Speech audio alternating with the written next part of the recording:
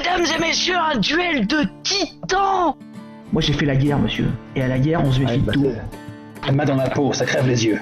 Un baiser sur la joue, ça te fait toi un amant, c'est ça? Vous écoutez De l'E6 Plus Cool, le podcast qui devrait prendre des vacances. La saga que vous allez découvrir se joue sur les terres du Consulat, une république inspirée de l'Italie de la Renaissance. Vivier d'aventures de cap et d'épée, saupoudré de fantaisie. Ce pays se situe sur l'une des 12 faces du bien nommé dodécaèdre de Nicolas Dessau dit Snorri, un monde où autant d'univers parallèles existent côte à côte.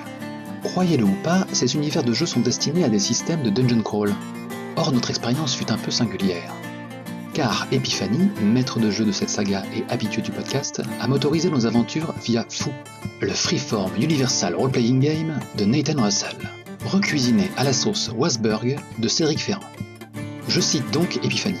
Ce système a été privilégié parce qu'il permet une grande caractérisation des personnages, et que les aspects favorisent les rebondissements et l'action improvisée. En bref, un moteur pour le maître de jeu pour empêtrer les personnages joueurs dans les errements de leurs caractères excessifs, et pour les PJ, un moteur pour une action débridée, dégager les contraintes du système. Cette saga a duré 5 sessions, et date d'une grosse année. Initialement, elle n'était pas destinée à la diffusion, ce qui explique qu'il s'agit encore d'un de ces épisodes où la qualité sonore peut être en dessous de la norme, et nous nous coupions la parole avec une certaine frénésie. À l'écoute de cette mise en bouche, son potentiel ne pourra que vous sauter au visage, et vous ne serez pas surpris qu'elle ait fini par être ainsi publiée. J'ajouterais même que nos personnages et leur entourage ont même fini par laisser leurs traces dans les écrits du jeu, leur assurant l'éternité. Eugénie incarne Vittoria Scorta, Mas, Andrea Estiladra, Johan, Ciro Passeri, et Volsum le retardataire, Lucio Zigarelli. Les fiches de personnages sont publiées en même temps que ce podcast. Elles vous donneront les moyens de cerner ces bretteurs hauts en couleur de la Spada Rossa. Je remercie Madmat, mon Jarvis à moi, pour le coup de pouce non négligeable qu'il m'a donné sur le montage de cet épisode. Bonne écoute.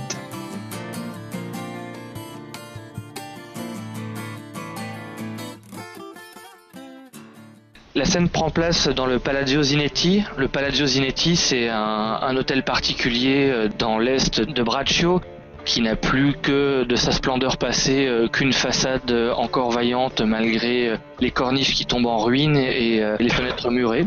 Quand on passe par la grande porte, on arrive dans une cour d'allée où jouent des enfants. Et sur le côté droit, dans les anciennes écuries, on entend encore régulièrement des bruits d'armes. C'est là où le maître Erardo Rizzi a trouvé un ultime refuge pour son école d'escrime, la Spada Rossa. On dit que tout l'hôtel appartenait à la Spada Rossa avant. Ce devait être il y a bien longtemps vu l'état de délabrement. Maintenant, l'hôtel est occupé par une dizaine de familles pauvres de la ville qui a compartimenté les grands espaces en petits appartements. On entend les bruits des enfants dans les couloirs, beaucoup de monde dans la cour, une odeur de crottin qui se mêle à la lessive qui sèche aux fenêtres, et donc à gauche, en entrant dans les écuries, le bruit des lames qui s'entrechoquent. Car aujourd'hui, comme tous les jours, c'est jour de cours pour maître Erardo Rizzi, et alors que nous arrivons sur le décor, 2 de ses élèves se battent en duel. Qui se bat? Pas tous en même. Elena Dessart qui se bat déjà. Oui. Elle est quand même là pour étudier. Elle se bat mollement contre l'un d'entre vous. Contre Lucio Zicarelli. Ah, un, deux, trois. Oui, ce serait mieux. Ah, je vais laisser la place à mes camarades. Non. C'est entre femmes, c'est très bien, tiens. Voilà, elle se bat avec Vittoria Scorta. Elle enchaîne une succession de coups qui ressemblent mollement au style de la Spada Rossa, sans trop y porter attention à ta destination, Vittoria. Comment rétorques-tu, toi? On est sur de la terre battue. Alors, un petit point de contrat social. Si vous avez une question à me poser, vous considérez que c'est oui. Et si ça me pose un problème, je vous dis que je tranche ou je vous propose autre chose, d'accord? Ok. Ça marche. Donc en l'occurrence, nous sommes sur de la terre battue. Je plante mon épée dans le sol et puis je commence à juste l'éviter en me moquant un peu de sa mollesse, quoi. Elle te regarde, l'air de ne pas prêter vraiment attention à ce que tu fais. Tu sens la réprobation de Erardo quand il se pose sur elle, mais aussi finalement quand son regard se pose sur toi. Bah, j'imagine qu'on enchaîne quelques passes, j'esquive toujours au dernier moment, donc ça passe à un cheveu, peut-être que ça coupe de temps en temps dans le manteau, quoi. Et puis au moment où je veux en finir, d'une virevolte, je récupère mon épée et puis je passe sous sa garde, quoi. Donc dans ce cas-là, tu peux poser une question genre est-ce que je passe sous sa garde ? Ok. Tu es plus vive qu'elle, je te donne un bonus de plus, tu lances 2 dés et tu gardes le dé le plus élevé. Ah bah j'ai fait 2-5. Et bien voilà, donc c'est un oui. Donc tu passes sa garde sans aucun problème, tu sens qu'elle fait un mouvement pour agripper ta lame et pour essayer de te faire un coup un peu pas très loyal. Mais malheureusement pour elle, ton épée continue son avance, se prend entre le pouce et l'index, pénètre à l'intérieur du gant et la pointe de ta lame se pose sur sa carotide. Elle te fait un sourire, elle te concède d'un signe de tête la victoire et elle retourne se placer sur le côté de l'étable, là où il y a un certain nombre de verres et des tonnelets qui sont normalement censés contenir de l'eau, puisque Maître Erardo ne tolère pas l'alcool dans la salle de duel. Elle ôte son gant, tu vois qu'elle regarde le trou que tu lui as fait entre l'index et le pouce. Maître Rizzi frappe dans ses mains et dit « Suivant », en vous regardant Andrea et Siro. Moi j'avoue que je suis contre un mur et je lis un texte de poésie. Je rendais pas spécialement le combat, quoi. Je pose délicatement mon traité, mon texte, et j'enlève ma cape. Hop, je fais quelques échauffements avec mes épaules et quelques battements dans l'air avec mon épée, et je me mets en garde. Passe. Encore ? On a déjà fait... C'est vraiment obligé ? Maître Rizzi jette un regard sur toi que tu interpréterais comme ne trouves-tu pas que nous sommes déjà suffisamment nombreux dans cette école ? Comme si tu remettais en cause sa capacité à attirer des étudiants ici. Ok, donc je prends mon épée et je soupire un grand coup et j'y vais. Dans le fond de l'étable, à l'autre bout de là où vous vous entraînez, un âne s'ébroue nerveusement alors que vous vous mettez en garde. Qui prend l'initiative ? Je fais un geste comme ça avec mes 2 mains pour dire vas-y, attaque-moi. Ok, je lève les yeux en ciel. Ok, je fais un truc classique pour commencer. Je me foule pas, quoi. D'accord, une ouverture classique. Andrea, une riposte ? Non, moi je reste en défensif, tu vois. Je le fais avancer, je reste en défensif tranquillement. Je fais tout pour pas qu'il m'atteigne. D'accord. Il fait des petites passes avec ses pieds. Alors passe. T'es un peu rouillé ce matin. Ah, ça va. Ça va. Chacun ses... Hein, ça va. Tu t'as encore fait la fête hier soir. C'est pas tes affaires. Je te sens un peu les traits tirés. Je siffle depuis le banc. Tu es allé voir une femme ? Ah, putain, ok. Il se fout de ta gueule, là. Ouais, donc ça me chauffe un peu, et du coup j'y vais un peu plus fort. Ok, là l'idée sur ces duels c'est de résoudre le duel en une action, éventuellement en 2 si ça vous tente. Donc dès que l'un de vous est suffisamment chaud pour faire quelque chose, c'est à ce moment-là où je vous demanderai de me poser une question que vous voulez voir répondre par oui ou par non. Moi je te dis, je reste sur la défensive, je le repousse quand il est un peu trop pressant et j'attends qu'il me mette une vraie attaque, quoi. Ok. Et je chauffe. Alors il était comment ? Hein ? Jeune ? Ok, donc j'essaie de le bloquer dans un coin, près des tonneaux si c'est possible. Ok, tu t'es laissé faire Andrea, près des tonneaux ? Absolument pas. Moi je tourne, mon but c'est vraiment être dans la défensive mais être toujours maître de mes actions. D'accord, très bien. Donc chacun d'entre vous va faire un jet et on va déterminer qui réussit et comment à partir du jet que vous allez faire. Vous avez tout à fait le droit en affrontement à l'un contre un autre de piocher dans les aubaines, même si ce serait moche sur le premier combat sparring de l'introduction. C'est juste un des 6.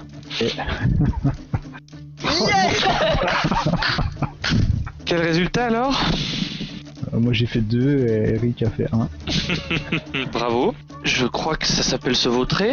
Ouais, j'ai glissé sur une flaque de pisse. Mais Siro a moins merdé, je vous laisse raconter la scène. Moi j'ai marché sur ma cape. et du coup j'ai failli me vautrer, donc, mais je me suis rattrapé.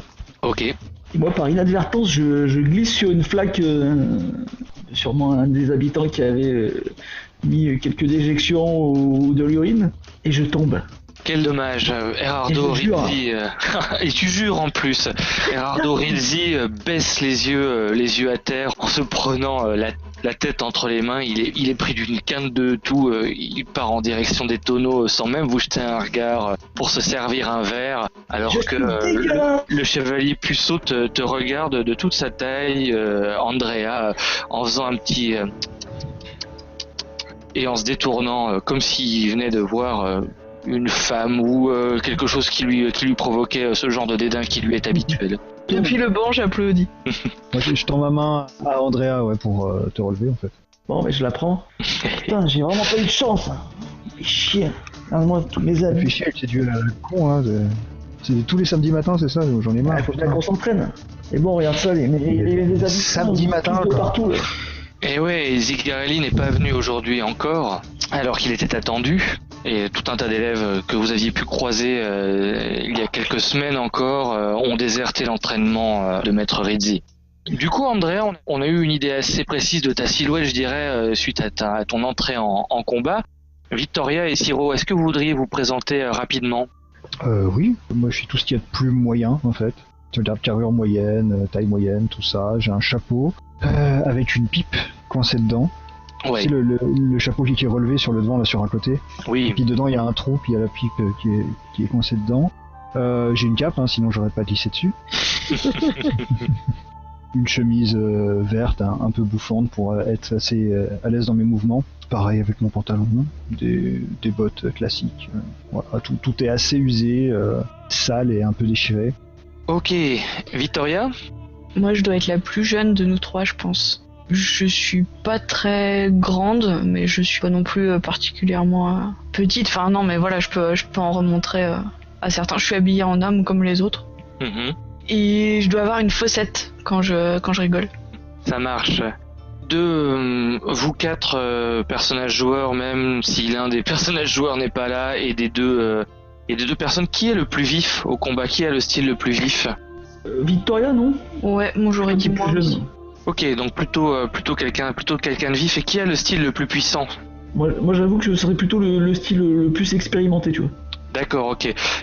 Quelque chose de très pragmatique. Voilà, pragmatique, j'ai fait la guerre, donc tu vois, je fais pas de gestes superflus, tu vois, c'est pas du tout spectaculaire, moi, ma façon de traiter. C'est vraiment le plus efficace. Manifestement, par rapport aux autres personnes de l'Assemblée, c'est probablement toi qui as tué le plus de personnes ici. Tout à fait. Et moi, je suis assez vieux, hein, j'ai dans les 40 ans. Ah ouais, t'es un vieux, donc. Bah, je sais pas, Gerardo Rizzi, il a combien ? Gerardo Rizzi, il doit avoir une 50-55 ans. Ouais, je dois être dans les 35-40, quoi, tu vois. D'accord. Là, j'ai déjà un peu les cheveux qui grisonnent, j'ai une belle moustache. Et je suis toujours habillé un peu proprement, même si on voit bien que j'ai pas beaucoup d'argent et que c'est assez usé, quoi. J'essaye d'avoir quand même un style. Ça marche. Et du coup, quels sont les enseignements de Maître Rizzi que vous venez de tourner en ridicule, Siro et Andrea ? Puisque vous venez tous les deux de vous louper comme deux débutants, je vous laisserai à chacun choisir un trait de l'école de la Spada Rossa que vous n'avez pas mis en pratique lors de ce duel. Attention aux flaques de ride. Ça peut être des traits de combat, ça peut être d'autres choses. Parce que moi j'avais pensé à un trait d'une dette, du style on doit beaucoup d'argent à la famille. Bah ça peut être les Laureaux. Ouais, ça expliquerait pourquoi je serais là en fait. Donc il y aurait un lien avec eux, ouais. Comme ça tu l'as choisi quoi. Comme ça nous aussi on a des raisons de pas les aimer quoi. Non mais lui il les aime bien les Laureaux. Ah merde, non je croyais que c'était l'autre moi, je me suis les Sanjio. Ah oui, mais non mais eux on va pas se les mettre à dos tout de suite. Ouais, parce que c'est les plus puissants les Sanjio, ouais. Eh ben on va dire les Baldo alors, voilà. Ok. Le premier trait c'est... Les Baldo, ils tiennent par la bourse. Ouais. Très bien. Et c'est pour ça qu'Elena DSR, elle est là, parce que comme les Baldo, ils sont en contact avec les DSR, ils nous l'ont refilé. D'accord, et donc en gros, ils ont l'école a des dettes auprès des Baldo, et les Baldo demandent tout un tas de services pour accepter de ne pas les réclamer immédiatement. Ouais, c'est ça, ouais. Donc c'est même pas qu'ils vous donnent de l'argent, c'est qu'ils vous en réclament pas pour l'instant. Donc vous êtes vraiment des gros tricards, quoi. Quand ils nous les réclament, on tergiverse, on arrive à retrouver un peu d'argent, tu vois. Là, on paye. Ça me va parfaitement. Un autre trait, peut-être un trait de combat cette fois-ci, effectivement. Je vois pas ce que ça pourrait être des traits de combat, genre des combats aériens, c'est ça? Genre une spécialité dans les combats Ça peut être une spécialité dans les combats, ça peut être une botte particulière, enfin vous voyez les films de KPDP, la botte de Nevers ou des choses comme ça, ou combat impétueux, ça peut être des choses très simples aussi, combat défensif, ce genre de choses. Alors pour vous donner quand même quelques éléments de contexte, il y a 2 écoles en vue actuellement qui marchent bien à Braccio. C'est l'école de Danilo Filberti et c'est une technique à 2 armes avec des parades et très très efficace et très prestigieuse et très belle dans sa manière de manier les épées. Et ces 2 traits, c'est l'ascendant numérique, ne les touche pas, et une école renommée chez les fils de bonne famille. C'est une école avec laquelle vous avez plutôt de bons contacts, malgré le fait que eux soient plutôt bien en vue et vous plutôt tricard. Et l'école qui a les faveurs du plus de monde et que vous n'aimez pas particulièrement, c'est celle de Sanjo Corrodi, et c'est une école défensive, pas très élégante, plutôt efficace, mais qui botte en touche, qui mise sur l'épuisement de l'adversaire. Disons que c'est pas les combats honorables et bravaches de l'époque où Erardo Rizzi tenait encore une lame et se battait dans les rues. J'ai 2 trucs qui pourraient le faire. Aurelio, moi je le vois comme un susboule, et donc lui il applique à la lettre les principes de l'école, qui serait de vraiment agir dans les règles, de pas faire respecter les règles et tout ça. D'accord, donc un truc plutôt sur les règles sont les règles et l'escrime est une matière codifiée. Voilà. Et ça peut tout à fait expliquer le fait que l'école soit en train de se faire baiser par toutes les autres qui changent les règles au fur et à mesure qu'elles trouvent de nouvelles bottes et de nouvelles techniques. Ouais, alors ça peut être ça, ou la deuxième proposition, ça peut être, en fait, comme on est en galère de thunes, ouais. On accepte tout le monde. Voilà, et du coup, on se prend tout ce que les autres veulent pas. Eh ben, ça peut être ça aussi, ouais, tout à fait. Hein. Après, si on peut mettre les 2 aussi, enfin, si vous voulez mettre les 2, je vous accorde de mettre 2 traits si les 2 vous plaisent et vous considérez que ça va avec l'école. Hein. Et sur un style de combat, est-ce qu'on pourrait dire un truc du genre nous on terrasse mais on ne tue pas? Parfaitement, c'est tout à fait possible. Pour vous refaire un petit brief sur le monde et le consulat. Le consulat, c'est donc une sorte d'Italie fantasmée qui se trouve dans le monde du dodécaèdre. Le dodécaèdre, c'est un monde à 12 faces. Voilà, et vous êtes sur la face numéro 2. Il y a plusieurs pays, l'Empire, les Essarts qui sont au nord, la Gallicorne qui est un royaume assez puissant qui est à l'ouest et qui est l'ennemi naturel du consulat. À l'est, on ne sait pas très bien ce qui s'y passe depuis quelques années.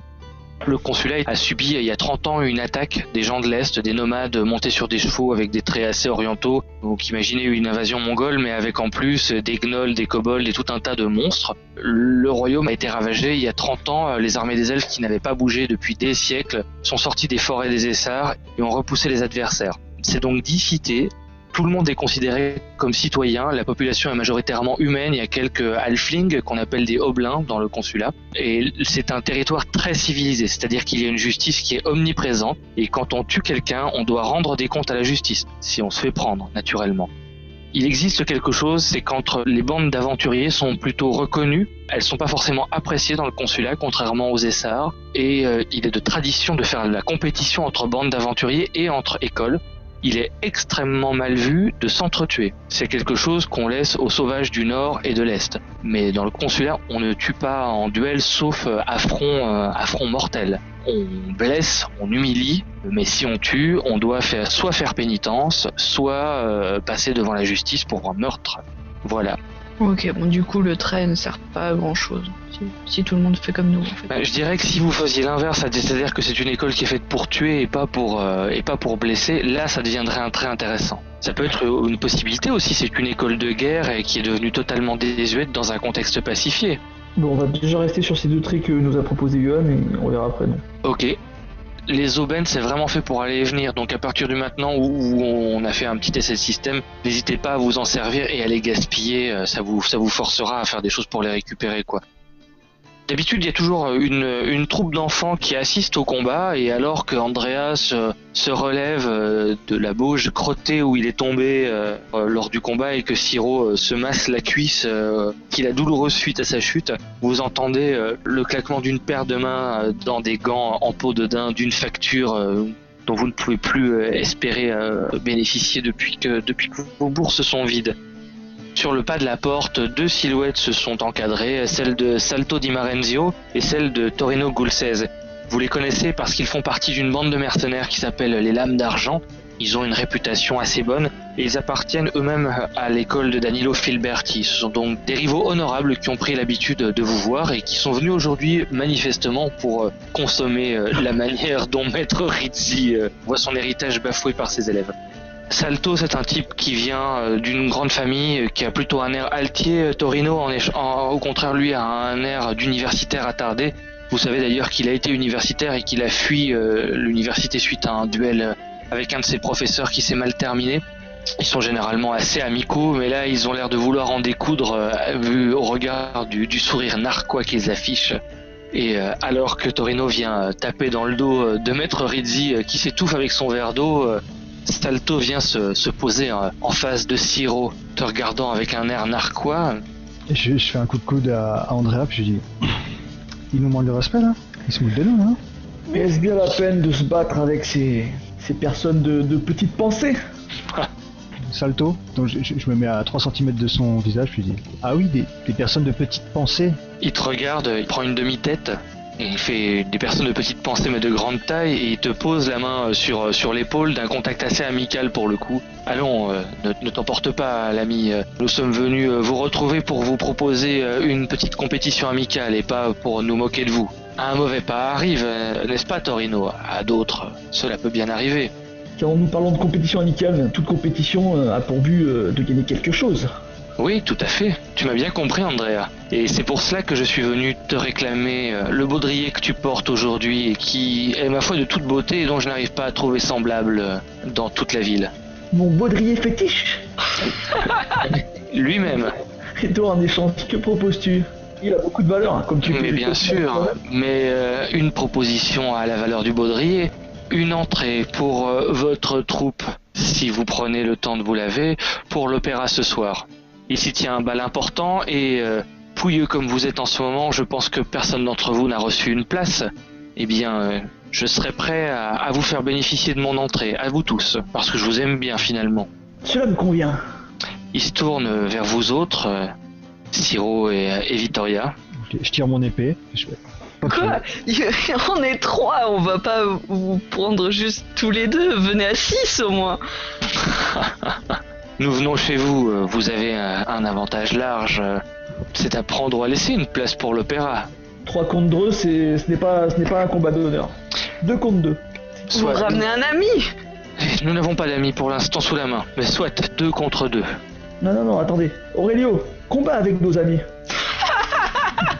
Oui, Aurelio, combat avec nos amis, comme ça, les équipes sont parfaitement équilibrées. Il vous jette un regard méprisant pour un baudrier et une place à l'opéra. Mais, chers élèves, je ne vends pas l'enseignement d'Erardo Rizzi contre une place à l'opéra. Il lance sa harde sur son épaule et il se retire vexé de la pièce. Mais Aurelio, le prends pas sur ce ton. Je le rattrape et je lui dis écoute Aurelio, sans toi on peut pas respecter les règles. C'est pas équitable, on peut pas se battre dans cette condition. Je veux bien faire l'arbitre de vos bêtises, c'est une position qui me sied, mais je ne me tirerai pas la lame contre 2 fanfarons qui viennent prouver la supériorité de leur école à 2 personnes qui viennent de ridiculiser la nôtre. Moi je fais des grands signes à Sirio avec les yeux qui roulent, tu vois, pour dire non, pas d'arbitre.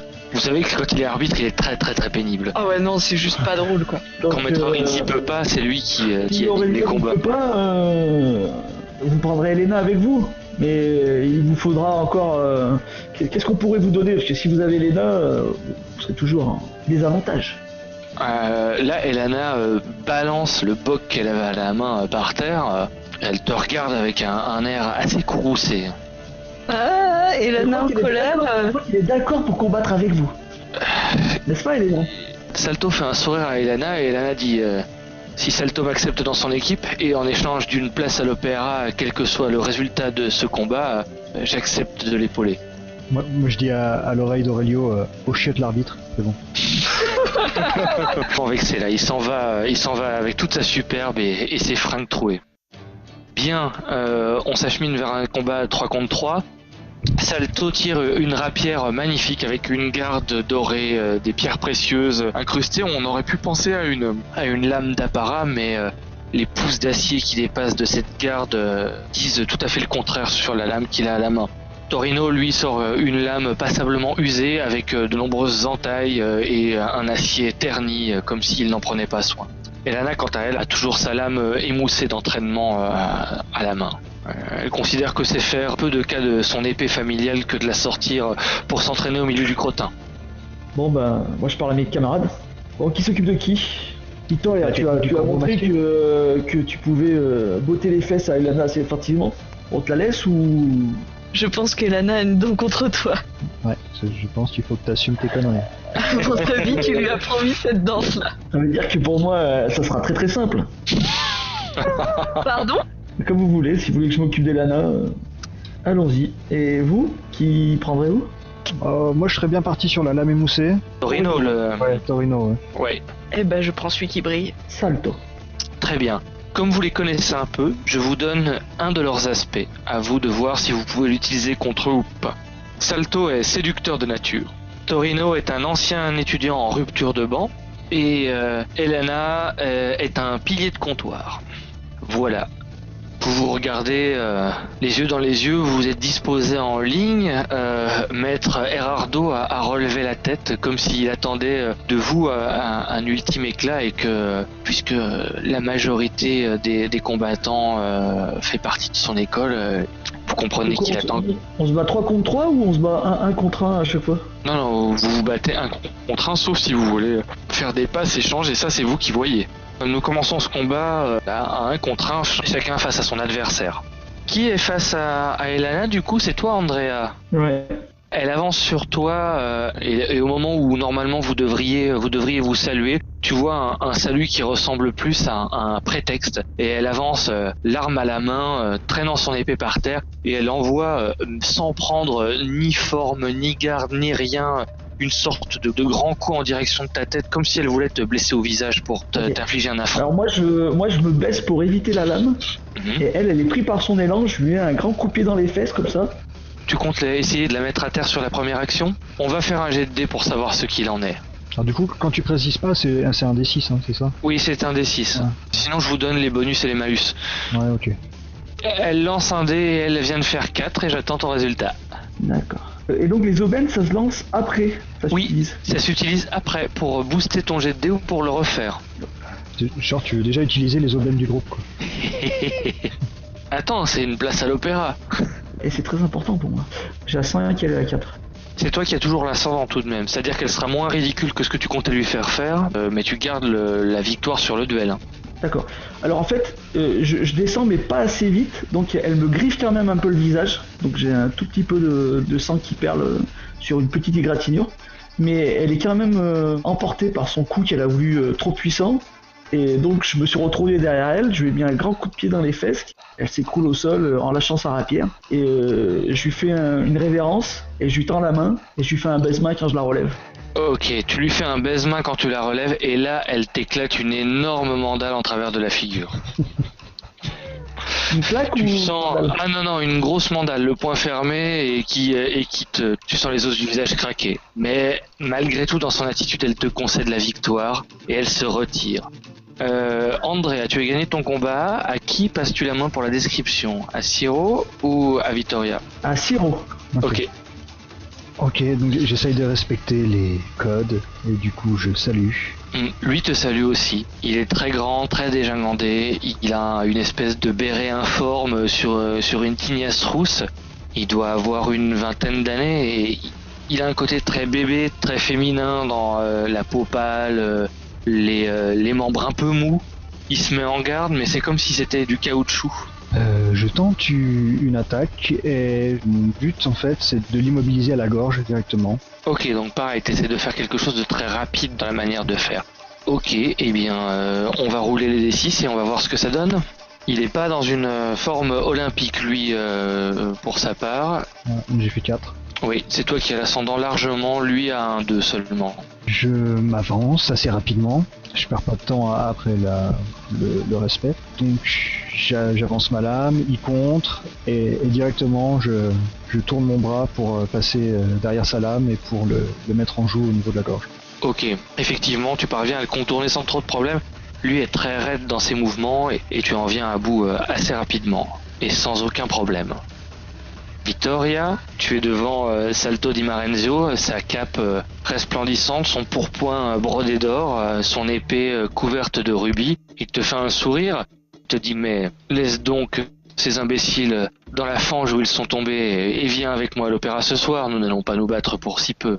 Je fais une révérence et puis du poing qui tient l'épée, je le mets sur ma hanche et puis je tends mon doigt vers lui dans une posture un peu moqueuse pour singer un peu une mère qui parle à son enfant quoi. Et je dis « Ah mais ma maman m'a bien dit de ne pas suivre les garçons qui brillent un peu trop fort !» Il rit et alors qu'il est en train de rire, il entame directement un mouvement de combat et il envoie sa lame taper la tienne pour l'écarter du chemin qui mène à ton corps et il lance une botte en direction de ta poitrine pour essayer de t'avoir très rapidement comme les autres ont eu très rapidement ses camarades. Je propose un lancer de dés à ce moment-là et il est juste au-dessus de toi, il a l'ascendant malheureusement. Comment tu perds ? On pourrait utiliser une aubaine. Si tu utilises une aubaine, tu es égalisé. Dans ce cas-là, le combat va connaître un deuxième round. Mais si je perds, on va quand même à l'opéra là ou pas ? Si tu perds, mais du coup, 2 victoires à 1, mais... Ça marche quand même. Et en même temps, tu ferais ça ? Que ne ferait-on pas pour satisfaire son public ? Ah, c'est vrai. Je tape une aubaine. Ok, ça marche. Très bien. Il a l'air extrêmement surpris par ta vivacité et un peu amusé aussi. Il te fait un sourire extrêmement séducteur, comme si tu l'avais vivement intéressé. Tu as déjà croisé Salto à plusieurs reprises. Il est venu ici. Généralement, il fait le fanfaron avec Andrea, Siro et Lucio. Il n'avait jamais fait trop attention à toi jusqu'à présent. Et là, d'un seul coup, tu sens un intérêt nouveau naître derrière ses yeux noisettes. Il ouvre les bras devant toi, comme ça, l'épée dégagée de la ligne de son corps. De l'autre côté, tu vois qu'il a sorti une dague tout de même, mais il a ouvert les bras comme ça, et il s'approche de toi, il fait un pas en avant en disant « Allez, Vittoria, embrassons-nous maintenant ». Je plante mon épée dans la terre battue, devant ses pieds en fait, et je recule de quelques pas comme si je prenais mon élan pour sauter dans ses bras. Et ce que je fais en fait, et sauf qu'au moment d'arriver au contact, je récupère mon épée, je fais un tour sur moi-même et j'essaye de poser ma lame contre sa gorge. Ça va nécessiter un jet de dés tout ça, mais oui, c'est très bien. Mais lui est plus rapide que toi et au moment où tu reprends ton épée et où tu vas pour le déclarer perdant, il se saisit de la pointe, il la tord comme ça et il te vole un baiser, il pose ses lèvres sur ta bouche au moment où tu t'y attendais le moins. Une réaction ? Ça va l'énerver. Bah j'éclate de rire. Je suis pas mauvaise perdante. Ok, lui aussi éclate de rire et te lâche. Il se retourne vers le groupe, il dit « Bon, j'ai perdu, certes. Je vous la concède, celle-ci est de bien bon cœur vu le prix inattendu que je viens de récolter. Chers amis, je vous laisse la journée pour vous préparer. Mettez vos plus belles tenues. Apprêtez-vous, ce soir, nous allons à l'opéra. » Donc moi je me masse la mâchoire. Ouais. Une petite perle de sang qui coule d'électrique. Elle est costaud, hein. Elle doit avoir du sang nain. Elle crache un molar à tes pieds, un énorme crachat bien dégueulasse, et elle se tire par la porte. Non mais je la rattrape. Je dis non mais Elena, tu ne peux pas partir comme ça. Et comment veux-tu que je parte ? Tu es fait toi aussi invité à l'opéra. Tu viendras avec nous. Et laisse-moi réfléchir à ma tenue. Ne partons pas fâchés. De loin je crie « Récite-lui un poème !» Tu t'es vengé, tu m'as presque déboîté une dent. Tu vois, nous sommes quittes. C'était juste pour me moquer un peu, mais je ne voulais pas de mal. Ne le prends pas mal, Elena. Tu sens que ça la décontenance un peu. Soit tu te rattraperas ce soir en payant ta tournée, n'est-ce pas, Andrea ? Si c'est que ça pour que nous redevenions amis, il n'y a aucun souci, je paierai ma tournée. Elle a une espèce de sourire torve et elle te dit « Ce sera soit ça, soit je serai obligé de passer ma soirée avec Aurelio. » Ah, c'est toi qui vois alors. Tu veux passer ta soirée avec Aurelio ou tu veux que je te paye un coup à boire ? C'est toi-même qui te punis. Bien. Alors peut-être à ce soir à l'opéra. Ah non, pas peut-être. Tu seras avec nous à l'opéra ce soir. Tu fais partie de notre école, tu as gagné. Bah du moins, nous a permis de gagner, si on peut le dire comme ça. On te verra ce soir. Et je la laisse partir. Oui, pas de problème. Elle part et tu ne la sens plus fâchée. Le maître se rapproche de toi, Siro, et te tape dans le dos en disant des trois, je dois avouer que c'est toi qui as le mieux respecté les règles de ce que je vous enseigne aujourd'hui. Prends ça et il te met dans la main 2 pièces d'or assez ternies. Amuse-toi bien ce soir à l'opéra et profites-en bien. Tu sais à quel point ces denrées sont rares à la Spadarossa. Mais maître, on peut pas faire ça. Avec tout ce qu'on doit, vous pouvez pas me donner de l'argent. Tu contredirais une offrande de ton maître ? C'est vrai, tu pourras en profiter comme ça, Siro. Je suis sûr qu'il y aura des belles dames. va avec ces pièces, amuse-toi, montre-toi fier de notre école et fais-les fructifier en affichant fièrement en compagnie des élèves de Danilo Filberti. Et il te le glisse à l'oreille de manière beaucoup plus discrète. Si tu peux les surpasser et les humilier de cette sorte au milieu de l'opéra, tu en auras 2 autres. Je vous garantis rien, mais j'ai essayé de pas vous décevoir. Ouais. Ok, très bien. Eh ben, je propose qu'on jette un voile sur l'après-midi de ces gens et que nous reprenions un petit peu plus tard à l'opéra. Alors on fait quoi à l'opéra ? On se tient à carreau ? Qu'on écoute, car c'est magnifique. Enfin, nous allons écouter cette belle poésie, ce beau spectacle. Et avec un peu de chance, elle sera là. C'est ça, avec sa voix magnifique qui craille comme les corbeaux sur un charnier.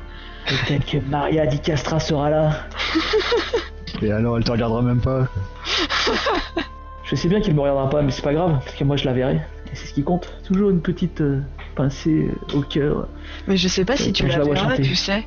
Parce qu'en fait, tous ces amants, ça fait déjà beaucoup de monde et tu vas être tout au fond, quoi.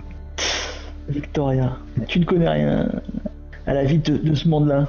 Un baiser sur la joue, ça te fait de toi un amant, c'est ça ? Quand tu penses qu'elle en avait 36 et qu'il y en avait 35 qui s'affairaient et le 36e lui lisait des poèmes.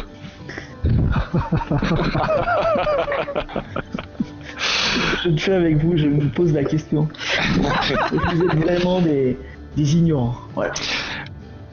Lucio devait vous rejoindre, mais alors que vous vous mettez en route pour l'opéra et que vous échangez ces badineries, il n'a toujours pas montré signe de vie. Il doit avoir un problème, Lucio, ou alors... Il doit s'occuper du bordel de sa mère. Alors. Exactement, il doit s'occuper du bordel de sa mère. T'as encore pris une cuite, oui. En tout cas, l'opéra s'offre à vous. Effectivement, elle est là ce soir et elle chante Maria Di Castra dans un rôle tragique où elle donne toute la mesure de son style et de sa puissance de chant. Andrea, je suppose que tu suis le récital de manière assidue. Ouais, moi je suis le récital de manière assidue et en plus je ne suis pas avec mes camarades car ce sont des rustres et qui ne connaissent rien du tout à l'art. Je suis plutôt avec... Salto vous a rejoint à l'entrée et alors il est de coutume à l'opéra, il y a ceux qui boivent avec les oreilles et ceux qui boivent avec la bouche, on a l'habitude de dire. Et ceux qui boivent avec la bouche ont plutôt tendance à se retrouver à la terrasse.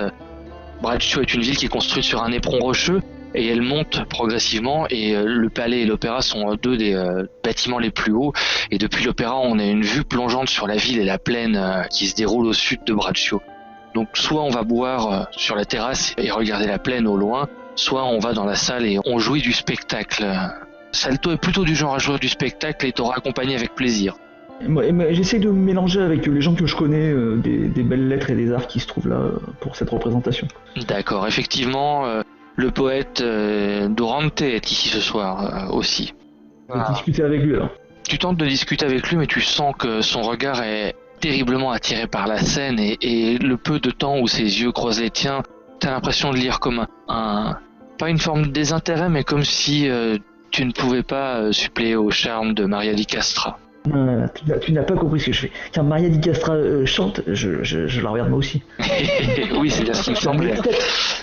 D'accord, ah oui, dans les entr'actes, naturellement, oui. Ok, donc dans ce cas-là, la conversation est cordiale avec Dorante, qui te dit qu'il est en train de composer un poème de commande que les Sangio lui ont demandé de faire. Il est très excité à cette idée, les Sangio étant la famille dominante de la ville, et c'est la première fois qu'il a l'occasion de montrer son talent pour une famille si riche et si puissante.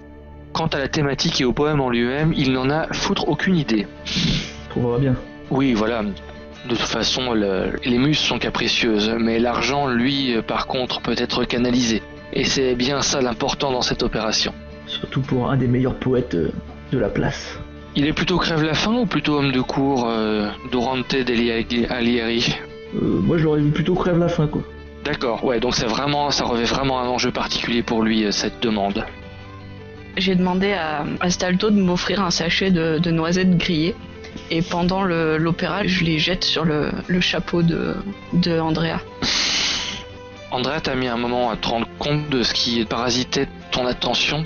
T'as longtemps cru que c'était probablement un problème d'acoustique. Et puis, il y a cette espèce de top permanent qui vient t'embêter au meilleur moment des meilleures ères. Bah, quand je vois que c'est Victoria qui fait l'idiote, hein, comme la bonne rustre qu'elle est, je la regarde méchamment. Siro, de ton côté, qu'est-ce que tu comptes faire pendant l'opéra? Tu es amateur de musique toi aussi ou Non, je suis amateur de la vie. Donc plutôt à boire des verres sur la terrasse et à regarder le lointain et la ville luminescente à tes pieds? Ouais. Le truc, c'est que je tombe sur le vieux Juan Di Loro et il veut toujours m'embringuer dans des trucs. Effectivement, il te prend par l'épaule, il t'amène vers la balustrade. T'as croisé Elana qui a pour la peine revêtu un costume de spadassin flamboyant avec quelques rubans, un peu plus de rubans qu'elle a l'habitude d'emporter, mais qui rappelle tout de même qu'elle vient d'une famille qui, au final, a du fric même quand elle est fauchée. Peut-être contrairement à toi. Donc le vieux te prend par l'épaule et te montre la ville, te dit magnifique chose, et il te dit tu devrais regarder ce soir. L'opéra est un lieu où se nouent des alliances et où se jouent des secrets amoureux. C'est toujours intéressant d'être au courant des secrets amoureux de la ville. Je sais. C'est vous qui m'avez appris ça. Je sais, j'ai toujours l'œil, ne vous inquiétez pas. Je suis toujours là pour voir qui est avec qui et pouvoir faire jouer ça en ma faveur. C'est une bonne chose. Et donc, qu'as-tu vu ce soir? Tu as vu des choses? Tu as repéré des amourettes? Non. Il te prend par l'épaule, il te tourne, vous regardez, à l'étage de l'opéra, il y a une sorte de salle de bal, une espèce de truc, parce que bon, on va pas attendre non plus qu'en bas ils aient fini à écouter leur musique de pénible. Là, c'est plutôt trois crin-crin qui font des flonflons de manière à ce que la jeunesse puisse danser. Et regarde là-bas, c'est la jeune Télénaïs qui danse avec quelqu'un avec qui elle ne devrait pas danser. J'arrive pas à voir qui c'est. T'as de bons yeux, hein? Il te fait un sourire, bons yeux, mais il a plus une dent. Si, Télénaïs, tu sais, la fille des Andrés. Tu ne vois pas avec qui elle danse? Non. Mais c'est Matteo Baldo, le fils de notre consul. Intéressant. J'ai encore beaucoup à apprendre. Et ce n'est pas ton compagnon Zigarelli que nous voyons là-bas? Effectivement, tu vois Zigarelli qui est rentré dans l'opéra mais qui vous a pas prévenu et qui est en train d'entreprendre une femme de la haute, ma foi, assez charmante, quoique bien plus âgée que lui. Mais si, mais il est là. Du coup, je descends pour aller le voir. Il t'ignore superbement. Il est trop occupé à compter fleurettes. Et Lucio, on dit plus bonjour à ses amis? Comment t'es rentré? Tu dis même pas bonjour? C'est quoi ces manières? Donc à ce moment-là, tu vois qu'il hausse le sourcil et qu'il tente de réprimer une grimace d'horreur en te voyant. Il tâche toujours de se faire bien voir auprès de la demoiselle à ses côtés. Mais bien sûr, où sont donc mes manières? Ce bon vieux Monsignor Pacelli. Ah, t'as aucune chance avec elle. Sauf si tu veux prendre sa bourse. Pour le reste, t'en as rien. Alors viens, je te paye un coup. Tu dis ça devant la femme? Non, je dis ça d'oreille. D'accord. Je me retourne et je fais un sourire que je tente de faire ravageur et je déclare un instant très cher. Je te repousse légèrement, je t'empoigne par le col et je suis à deux doigts de ton visage et je murmure, ça c'est pas à toi d'en juger. Elle m'a dans la peau, ça crève les yeux. Effectivement, tu as attiré l'attention ce soir, Lucio, d'une femme de choix. Il s'agit de Lysia Andrés, c'est l'une des femmes de la haute, la famille Andrés étant l'une des plus grandes familles de Braccio. Et manifestement, depuis une demi-heure que tu es arrivé, tu as toute son attention. Elle est plus spécialement jeune, elle garde encore des traces d'une grande beauté qui est presque passée, mais elle a un beau visage. Bah voilà, exactement quoi. Et puis surtout, elle est très riche. Ah, ce qui ne gâche rien. Alors Lucio, tu veux qu'on fasse la technique habituelle? Tu vas lui manquer de respect, je vais te rosser, c'est ça? C'est ça, ouais. À ta guise, mais je ne ferai pas semblant. Il faut que ce soit authentique. T'inquiète, j'encaisse bien. T'es un frère. Ok, pas de problème. J'ai un verre à la main, hein, puis du coup j'essaye de devenir d'un autre endroit. J'imagine qu'elle m'avait pas trop calé. Non, effectivement, elle t'avait pas trop vu. Et surtout que comme d'habitude, tu es relativement passe-partout dans ton habillage et dans ta manière d'être. Oui. À moins que tu aies utilisé les 2 pièces d'or du maître pour te payer quelques rubans ce soir. Non, je voulais les utiliser à bon escient. Genre payer des verres à des gens. Très bien. Et donc du coup je vais lâcher le verre que je me suis payé. J'arrive et je fais semblant de trébucher et je lui jette mon verre au visage. À elle donc, ou à lui? Oui, à elle. Mais je suis désolé. Il y a une profonde stupeur qui est dépeinte sur mon visage, sauf que je suis réellement stupéfait des moyens que t'as mis en œuvre. À ce moment-là, je te vois un peu figé, je me rends compte que c'est à mon tour de rentrer en scène et de jouer mon rôle. Tu crois t'en tirer comme ça ? Déclare-t-il en surjouant. Non, mais... Sais-tu seulement à qui as-tu affaire ? Qui a pu laisser rentrer un maladroit pareil ? C'est encore une goduche de la haute, ça va sécher, c'est bon quoi. Hein ? Je veux bien croire à la maladresse, mais certainement pas à l'impolitesse. Elle n'a toujours pas dit un mot, elle s'essuie consciencieusement avec un mouchoir qu'elle a sorti d'on ne sait trop où dans sa robe, et elle tamponne son visage et sa poitrine qu'elle a encore opulente et découverte. Oh grand Dieu, j'en ai le vertige.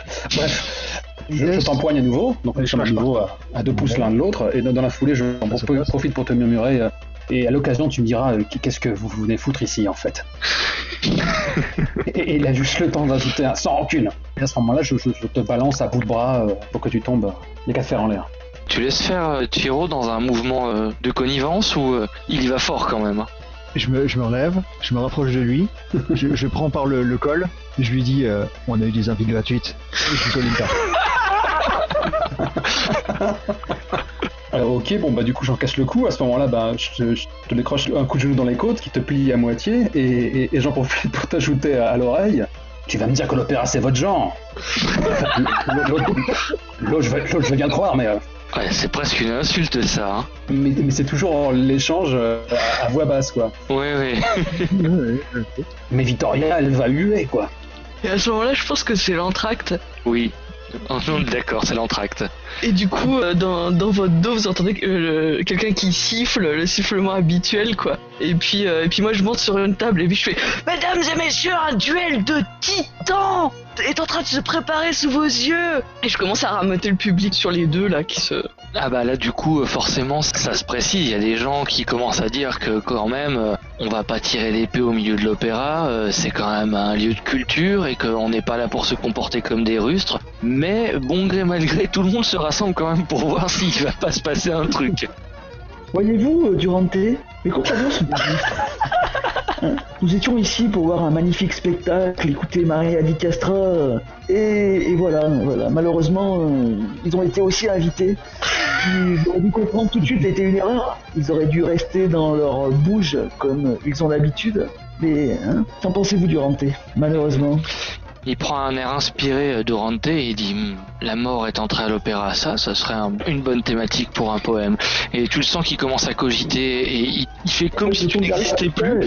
Oui. Non mais je me tourne quand même vers lui et je lui dis ce n'est pas la mort, c'est la bouffonnerie. Et il se retourne vers toi, il a déjà sa plume à la main qu'il a sortie du passement de son chapeau. Et la bouffonnerie est entrée à l'opéra. Il y a quelque chose à faire. Il te dit, cher ami, je crois que je vous en dois une. Si ce poème aboutit, il sort un peu de vous. Il s'en va, et il se retourne, il fait, mais un peu seulement. Et ensuite, il continue sa route jusqu'à une table et il commence à griffonner. Du coup, je vais te passer Durante en relation plus, parce que c'était quand même assez rigolo. Alors qu'on est toujours en train de distribuer des pêches, là je murmure, je crois que nous sommes prisonniers de cette pièce. Nous devons la jouer jusqu'à son terme. Non, la réputation de la Zirkel est en jeu si on se bat entre nous. Ici, ça va pas le faire. On peut pas faire ça. Lysia Andrés, qui n'avait pas bougé jusqu'à présent, s'avance et te prend par l'épaule, Lucio. Naturellement, je me fige. Maître Zigarelli, miséricorde pour les rustres, nous sommes à l'opéra. Bien dit. Bien dit. Miséricorde pour les rustres. Mais foutez-les dehors quand même. Ok, et là on entend les coups de bâton par terre qui disent que l'entracte est terminé et que tout va reprendre dans la salle en bas. Lysia tente de tirer Lucio par le bras histoire de le séparer de Chiro et de l'emmener dans un autre rang. D'accord, eh bien je te lance un dernier regard, camarade passe, et où tu vois toute ma gratitude. Je te fais un clin d'œil discret. Bon bah moi je descends de la table à contre-cœur. Oui, dommage, ça commençait bien. La foule déçue redescend dans la salle. Quelques dizaines de minutes plus tard, vous vous retrouvez autour d'une table à boire un verre. Lysia t'a fait comprendre qu'elle avait quelques affaires de patricienne à mener, mais qu'elle te retrouverait avec plaisir dans un second temps, si tu le voulais bien. Vous vous retrouvez tous donc au bar après le concert à une table. Salto Di Marenzio a souhaité vous offrir une tournée pour vous remercier de l'animation de la matinée et de la petite leçon que vous lui aviez donnée, parce qu'il est quand même assez beau joueur finalement, et notamment vis-à-vis de Vittoria, qu'il comble de compliments d'une manière que vous n'aviez jamais vue jusqu'alors. Salto, il faut dire une chose, tu nous as rendu 2 fois joyeux ce soir. La première, car nous avons gagné assez facilement, il faut le dire, mais bon, on vous avait donné un boulet. Gentil, Elena, elle n'est pas là. Non, elle n'est pas là. Et de 2, quel magnifique spectacle. Ah, je suis d'accord pour le spectacle. Quant au boulet, écoute, je vous aime beaucoup et je ne te dirai pas que nous vous avons laissé gagner, car certains de tes amis risqueraient de le prendre mal, mais disons que c'était une manière comme une autre de vous inviter à partager cette soirée avec nous. Vous nous avez laissé gagner, et tu veux me faire croire ça? Jeune fille, je ne crois pas que tu te sois défendue de mes assauts ce matin avec beaucoup de conviction. Il a raison, on peut pas dire le contraire. C'est vrai que Tu c'était n'as pas plutôt vu ça, facile. Lucio? Il lui a volé un baiser. effectivement que j'ai raté des choses. J'ai rejoint la table en faisant une sorte de petit pas de danse, mes semelles s'entrechoquant, avant de me poser Hein, Lucio, il lui a volé un la baiser. chopine à la main. Je n'ai jamais vu- Ça va, on t'a entendu. Tu peux Mais jamais le vu. répéter une 20e fois peut-être? Je n'ai jamais vu Victoria aussi rouge de ma vie. J'ai cru qu'elle allait exploser comme une bonbonne. J'ai cru qu'elle allait péter une gueule. Bon, ça c'est placé. C'est Ça, parce c'est qu'il y a bien du placé. rythme, mais je n'arrive pas à faire la place de cet animal. Vous en êtes là de vos récits lorsque vous entendez un nouvel esclandre dans le bar de l'opéra, une demoiselle brune en robe à volant, mais avec une épée au côté, débarque comme une furie et balance un verre à la gueule d'un type et met une gifle phénoménale à la jeune fille blonde qui est à côté de lui. On les connaît? Chiro, c'est ceux que le vieux Lauro t'a présenté tout à l'heure, c'est-à-dire Telenaïs Andres et Matteo Sangio, le fils de la consul de Braccio. En voyant la jeune femme éconduite, j'ai eu tout de suite un réflexe, comment dire, en levant les bras, en m'attendant à en être la cible. Oui, moi tout de suite j'ai regardé Zigarelli. Et moi, attends, tout de suite, je lui ai mis le bras sur l'autre bras pour pas qu'il se lève, pour qu'il aille draguer celle qui a été conduite. La brune furieuse avec son épée au côté se met à conspuer le jeune homme en le traitant de misérable coureur de jupons, de rouleur de gourgandine, et elle se retourne vers la jeune blonde, elle lui dit: « Et toi, Telenaïs, n'as-tu point honte de flirter avec mon promis ?» Cette jeune femme, vous la connaissez de réputation, puisque c'est Sanella Baldo, c'est l'héritière des Baldo, et c'est surtout probablement l'une des plus fines lames de Braccio, une duelliste hors pair. Le jeune homme se met en position défensive, il a mis ses mains devant son visage comme s'il avait l'habitude de se faire tabasser régulièrement par celle qui manifestement se clame sa promise. Elle dit: Sanella, ne crois pas, ne crois rien. Mais l'autre, ce ne sont pas des affaires, ce sont des affaires entre Telenaïs et moi, ma prétendue amie, et cette offense se réglera par les armes selon les règles de notre camaraderie. Alors, un petit aparté, il n'y a pas spécialement de machisme dans les règles du consulat en soi. Il y a des gens qui sont machistes, mais les femmes peuvent avoir la même place que les hommes, et les insultes entre femmes se règlent de la même manière que les insultes entre hommes. C'est-à-dire que les femmes fréquentent les salles d'escrime et qu'il n'y a pas de... Je vous arrête tout de suite sur le chevalier servant qui se met au service pour prendre des duels. Hein. C'est pas comme ça que ça fonctionne ici. C'est-à-dire que chacun est responsable de ce qu'il fait, homme ou femme. Je crois que nous allons avoir du spectacle. Il a trompé Baldo, pourtant le suicide est un péché. Ils font partie d'une école... Alors pas des vôtres naturellement. Sanella fait partie de l'école de Danilo Filberti qui sait se battre à 2 armes. Et quant à Telenaïs, c'est une personne qui doit fréquenter les salles d'escrime de manière dilettante, donc pas du tout au niveau de l'autre. Quant à Matteo Sangio, bien entendu, il fréquente l'école dominante actuelle, celle de Sangio Corrodi. Mais j'ai l'impression que le combat est inégal quand même. Disons que l'une des duellistes, vous la connaissez très bien, ça risque d'être une grosse branlée, oui. Je ne mettrai pas une seule pièce, une seule couronne sur la pauvre Talanaïs.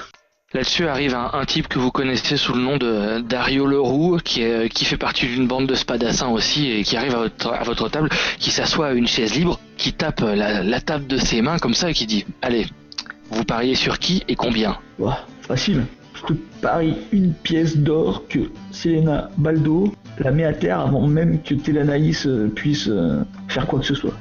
Ce genre de duel s'achève au premier sang ou Disons qu'il est mal vu que ça se termine dans un bain de sang, naturellement, surtout entre filles et le patricien. Maintenant, disons que Sanella, elle est pas spécialement capable de s'arrêter à temps toujours. Sur ce, Sanella fait sa sortie de scène à l'opéra. Tout le monde s'est arrêté, la musique s'est arrêtée. Et on sait quand ce duel aura lieu ? Probablement demain. Souvent les duels se font à 11h, avant le déjeuner. Il faudrait qu'un ou deux poètes viennent pour pouvoir raconter cette scène qui sera mémorable, où une lionne viendra manger une gazelle. Je fais semblant de me pâmer à la table. Je le fais à chaque fois qu'il balance de la poésie. Moque-toi, Victorien. Salto et Torino se lèvent de table en disant bien je pense que l'affaire est entendue et la soirée est définitivement gâchée. Maintenant, il n'y a plus rien à voir que les commentaires des commères et les paris des malpolis. Permettez-nous de nous retirer. Ils s'en vont avec une certaine forme de précipitation qui ne ressemble pas à ce genre de personne. Non, quand elle a dit ça, je me lève. Les paris des malpolis. Ne le prends pas pour toi, ce n'est pas ce que j'ai voulu dire. Une formule hâtive tout au plus. J'espère que tu n'es pas rapide en tout. Tu le vois qu'il rougit et Torino lui tape sur l'épaule comme s'il lui rappelait un truc. Ils vous font un salut poli et tout ce qu'il y a de plus civil et ils se retirent. Et c'est très étrange. Ils avaient l'air bien pressés. Attends, moi je rattrape. Je voulais leur dire un petit mot. Vous n'êtes pas sans savoir que, je leur dis ça très discrètement, que la Spada Rossa est en grande difficulté. On a besoin et d'argent et de redorer notre blason. Est-ce que vous auriez pas quelque chose pour nous aider? Un tuyau ou des rumeurs qui circulent sur lesquelles on pourrait utiliser pour briller, ou peut-être un petit travail comme ça dans lequel on pourrait vous aider Torino te pose la main sur l'épaule et te dit regarde ce qui vient de se passer ce soir, ça va faire des remous. Tu crois vraiment que la famille Andrés va vouloir que sa fille se fasse trucider par l'espadassin en chef de la ville? Va proposer tes services à l'un ou l'autre. Une intrigue politique se trame qui va commencer ce soir. Nous, en tout cas, notre parti est pris. Nous allons tenter notre chance de notre côté. Tu me permettras de ne pas t'en dire plus, mais si tu te retrouves en face de nous, attends-toi à une compétition rude, mais dans les règles. Ça me convient. Merci beaucoup. Il te fait un signe de tête entendu et ils partent. Si j'avais su que toute la ville s'entre-déchirait parce qu'un tel n'a pas été capable d'aimer une seule femme. C'est souvent le cas. Tu sais bien que les histoires d'amour finissent mal en général. La demoiselle blonde part au bout d'un moment en pleurs en direction de l'intérieur de l'opéra et le jeune homme relativement désœuvré se met à courir, mais pas après la blonde, plutôt après la brune. Moi je me lève et je fais un salut à mes camarades, je dis compagnons. Je pense que nous nous verrons demain lors du fameux duel entre Sanella et Telanaïs. J'ai des choses à faire. Ne devrait-on pas prendre position? Position pour? Vu comme c'est parti, cette affaire est bien plus qu'un simple duel.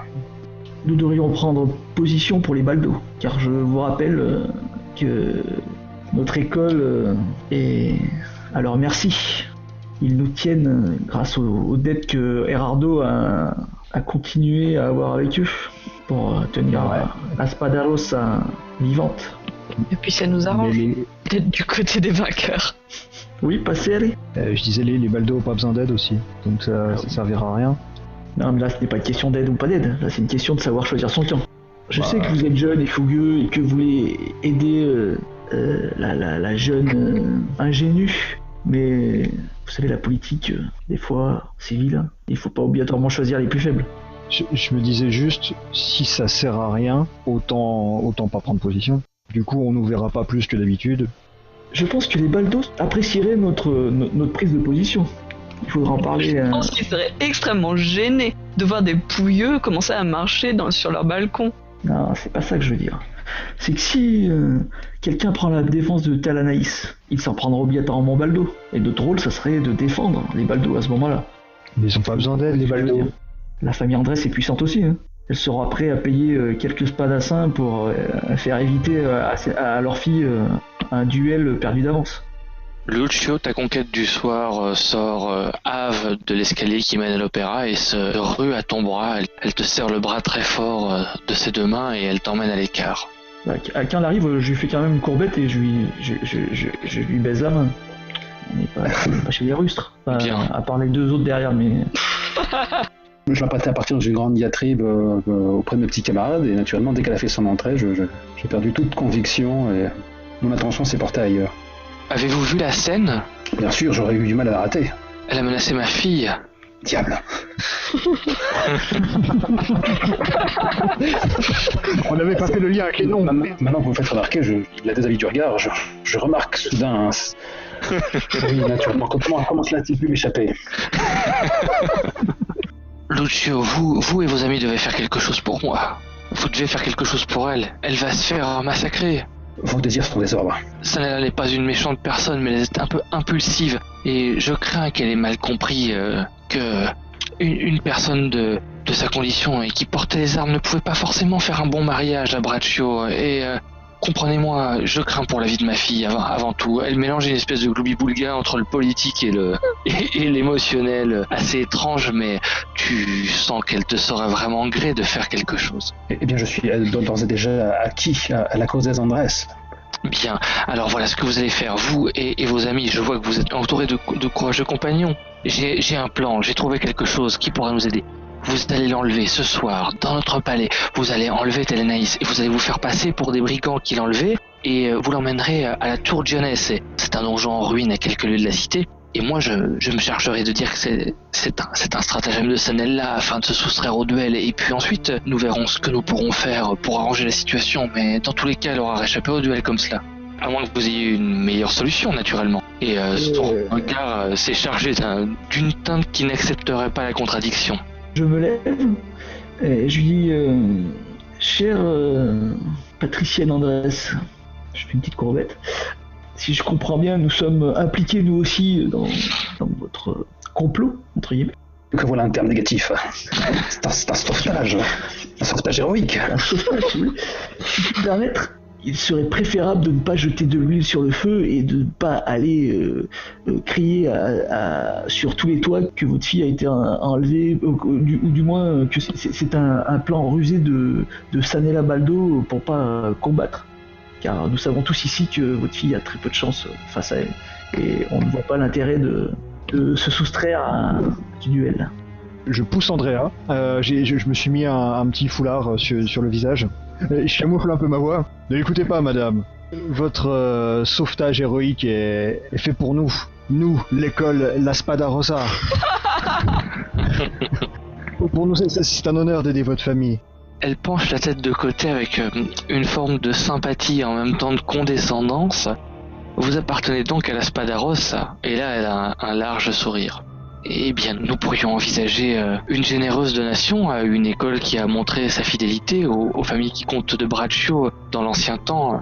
Ma famille a eu de nombreuses fois à se réjouir de la Spada Rosa quand les Andrés dominaient la ville. Je me verrais bien malvenu de ne pas me montrer généreuse avec certains étudiants qui, respectant les traditions à la lettre, vont jusqu'à m'assurer du concours dans le sauvetage de ma fille. Alors, je m'incline et je lui dis « Nous sommes vôtres, madame. Excusez mon apparence, j'ai de l'acné. » Je chuchote, dis-lui que tu t'appelles Aurelio. Ah moi ? Ok. Non, c'était juste pour bousiller la réputation d'Aurelio, c'est tout. En même temps, c'est un élève de votre école, hein. Si vous vous pourrissez un peu l'école. Ben ouais, mais qu'est-ce que il t'a fait, Aurelio, le pauvre ? Ah, moi je fais l'arbitre. Bien, je compte sur vous, je ne vous en dis pas plus. Introduisez-vous dans le palais Andrés ce soir, kidnappez ma fille et rendez-vous à la tour Dionès et je vous en serai extrêmement reconnaissante à vous et à la Spada Rosa. Je voulais juste en savoir plus sur le système de garde ou quelque chose comme ça, ou est-ce qu'on avait une clé spéciale pour rentrer Elle te fait un petit regard condescendant. Une école de gens expérimentés comme vous n'a pas besoin que je donne ce genre de détails. Elle se tourne vers Zigarelli et elle te fait des yeux de biche qui laissent présager que tu auras une prime si tout cela réussit. Un tarif spécial. Mais dites-moi, est-ce que la jeune Telenaïs va-t-elle seulement au courant de cette entreprise ? A-t-elle vraiment besoin de l'être ? C'est bien ce que je pensais. Et sur ce, elle se retire et vous laisse à vos méditations. Je me laisse lourdement tomber sur un tabouret. Nous devons encore te remercier. Je fais un vague geste de la main. Je sais. C'est plus fort que moi. Hein? Tes conquêtes vont nous pourrir la vie. Je n'aime pas du tout ça. Non, vont redorer le blason. Les conquêtes vont faire de nous ce qu'on n'est plus depuis longtemps. Et remplir nos caisses. Tu ne serais pas le fils Maître caché Riz. d'Aurelio? Dans tous les cas, j'ai comme un mauvais pressentiment. Tu fais quelque chose, t'as peur. Moi j'ai fait la guerre, monsieur. Et à la guerre, on se méfie de tout. Sinon, on y passe. Tu n'as pas connu les tranchées, toi. La guerre, ça fait de toi une poule mouillée, c'est ça? Qui crée-tu de poule mouillée? Fais gaffe à toi. Passe. On ne traite pas Andrea Estiladra de poule mouillée comme ça. Alors fais preuve un peu de courage. J'ai fait preuve de courage, et je ne fais pas preuve de témérité. Je vous dis, je le sens mal. C'est un plan qui ne me convient pas. Eh bien, t'auras qu'à Toi, rester monsieur, avec ta parce que si on est là dans cette merde, c'est de ta faute. sur le jeu. Andrea, y a Pardon aucun problème. Si tu ne veux pas venir, tu restes avec Aurelio ce soir et nous, on s'occupe de l'affaire. Ou alors tu vas essayer de Pas de- courtiser ta cantatrice. Elle t'aura peut-être un petit bisou sur la joue. Je suis l'amant de Maria Di Castra. J'ai eu 2 bisous en 10 ans. C'est pitoyable. Oui, Les mais dames de qualité, on les courtise sur la durée. c'est toi qui ne sens pas le piège. Je dis ça pour le brosser dans le sens du poil. Parce que pour le moment, je fais un peu la tronche et je suis en train de me prendre la tête sur la façon de... Je vois que je suis maintenant lié par mon serment et je me demande comment Diane nous allons Moi, procéder. je vous le dis, tout ça ne sent pas bon. Mais vous ne viendrez pas me voir en disant que je ne vous l'avais pas dit. Quand tout sera, on finira dans la merde, une merde noire. Et il faut bien mourir de quelque chose, compagnon. Tu peux mourir. De toute façon, à force de Il y a dire que que ça ira mourir. pas, forcément. Tu peux mourir. Tu veux dire que je porte le mauvais œil, c'est ça? Bah ouais. Il y a des intrigues politiques que vous n'êtes pas capable de comprendre. Ah oui, parce que quand on a fait la guerre, on est plus intelligent. Non, mais je n'ai pas fait que la guerre. C'est une certaine culture que vous n'avez pas, comme vous l'avez montré ce soir, bande de rustres. Il se lève de toute sa hauteur et te met une claque dans le dos et dit allons, il faut vivre chaque jour comme s'il était le dernier. Partons sur le champ, allons observer le palais, allons juger des allées et venues, mettre au point une stratégie. L'honneur de l'école en dépend. Allons-y tout de suite, oui. Je saute sur mes pieds pour les suivre. Voilà, passe, tu as le sens des priorités. Puisque vous avez accepté la mission et que Lucio Gigarelli est définitivement prêt à tout pour un joli visage, même à vous foutre dans la merde, je vous rends une aubaine. Le palais Andrés est l'une des plus vieilles bâtisses de la ville. C'est un palais qui est bâti assez haut dans l'espèce de gradin qu'est Braccio, en pierre massive, très peu taillé de corniches et de petits angelots par rapport au palais récent, et notamment au palais des Sanji ou des Baldo. Il est pour la famille Andrés une forme de fierté de l'ancienneté de leur famille et de leur régence sur la ville, et en même temps une espèce de preuve de leur archaïsme. Il y a des sortes de chemins de ronde, mais ils sont relativement dépourvus de garde, outre quelques hallebardiers qui dorment dans leur guérite à l'étage. Une porte principale, une porte cochère sur le côté pour l'entrée et la sortie des domestiques et qui mène dans les dépendances du personnel et les hauts remparts. Le quartier à côté est très tassé, quelques tavernes, des lieux de négoce et quelques maisons bourgeoises qui complètent la place de Venture qui essaye de faire de l'ombre sans y parvenir au palais Andrés. Est-ce qu'il y a un établissement suffisamment haut pour rivaliser avec les remparts? Ouais, c'est à ça que je pensais aussi. Effectivement, il y en a un, et quand vous faites la réflexion, vous vous rendez compte que apparemment d'autres personnes y ont pensé avant vous. Une petite file de personnes semble essayer d'entrer dans le palais Andrés en passant par le toit de l'auberge attenante à la muraille. Regardez, j'ai l'impression qu'ils ont eu la même idée que nous. Ou peut-être... Pensant que nous n'étions pas capables de le faire, à proposer le contrat à plusieurs malandrins. Allons. À la fois des plus marrants. Vas-tu chercher des idées pareilles? Bah regardez, et eux, ils vont chercher où l'idée? Ils font quoi? Je crois qu'ils font de la visite. À la lueur d'une torche flamboyante, vous reconnaissez parmi les gens qui essaient d'entrer dans le palais et à la garde de son épée ornée de bijoux Salto di Marenzio. Hey, c'est mon cavalier. Moi, ce que je vous propose, les amis, mon plan, après vous pourrez dire si vous êtes d'accord ou pas, c'est qu'on leur laisse faire le travail et qu'on fait le précieux colis. Ouais, Hein? je suis pas Aurelio, mais ça me paraît pas très respectueux quand même. Respectueux de quoi? Parce que kidnapper une jeune fille dans son lit, c'est respectueux? Bah, quand c'est sa mère qui nous demande, oui. C'est comme ça, ouais. Ouais, on n'a pas la même définition du respect. Comme le dit le grand Durante degli Alighieri, le poète célèbre. Ouais, bla bla bla bla bla, ça va quand même. Ouais. Sinon, on peut peut-être passer par le coin des domestiques. On se déguise un peu en domestique et puis voilà. Parce que il me semble que c'est plus court de passer par là. Domestique, toi. Non mais toi t'auras qu'à faire le guet, hein, tu restes devant la porte et puis tu nous préviens s'il y a un problème. Comme ça tu te mouilles pas, vu qu'apparemment tu veux pas te mouiller. Et Mon Dieu. Si on était tous comme ça à l'armée, on serait tous morts. pendant que vous employez votre duel de mauvaise foi, en tout cas, la 4e silhouette qui a accompagné Salto di Marenzio est entrée dans l'hôtel particulier. Est-ce qu'il y a une sortie à ce bâtiment, un endroit, on va dire, une ruelle où ils sont obligés de passer s'ils enlèvent la jeune fille? Vous les voyez depuis la place. Enfin, ils sont relativement discrets, vous les repérez parce que vous avez l'œil entraîné des opérations hasardeuses, mais s'ils veulent ressortir du bâtiment par là où ils sont rentrés, ils devront passer par la taverne de toute façon. Vous les avez vus sortir par une lucarne de la taverne et franchir le toit, donc ils repasseront probablement par la même chambre qu'ils ont utilisée pour s'extraire du bâtiment. Voilà, donc maintenant on a perdu trop de temps à cause de tes conneries. Et on est obligé de faire ce que t'as dit. T'es content? Ou de prendre une autre solution et d'aller très très vite et de prendre beaucoup de risques, c'est une possibilité aussi. Mais ça, je te laisse faire. Et tu nous appelleras de l'autre côté. Allez, montons les attendre dans la chambre. Nous n'avons plus qu'espérer qu'ils aient le même but. Ce Salto di Marenzio, là, que je ne connaissais point, il n'est pas du genre à se saillir les mains tout de même, à faire mieux le sang. Non, mais je pense qu'il a eu exactement le même contrat que toi. Moi je pense qu'il a peut-être eu un contrat des Baldo pour se débarrasser de la jeune fille différemment. Attends. Mais pourquoi faire? Car tout le monde sait que Selena Baldo n'a aucune chance de perdre ce combat. Au moment où vous tergiversez, 4 personnes habillées en domestique mais qui ne ressemblent pas à des domestiques pénètrent par la porte de la cuisine dans le bâtiment. J'ai l'impression qu'ils nous prennent tous nos plans. Merde. Pardon, j'ai dit 4 personnes, c'est 3 personnes. Il faudra qu'il y en ait 2 qui surveillent cette entrée-là, s'ils ressortent avec la jeune fille, et les 2 dans la chambre. Bah oui, non, parce que à force, ils vont tous ressortir et puis nous on n'aura pas bougé. Hein. Ouais, En effet, là, je viens crois. avec moi dans la chambre. Laissons Victoria et passe ici. À ta guise, monseigneur. Donc Andreas et Lucio en direction de la chambre, et Vittoria et Pass Frigorifié à attendre que ça ressorte du côté des domestiques. Ok, très bien.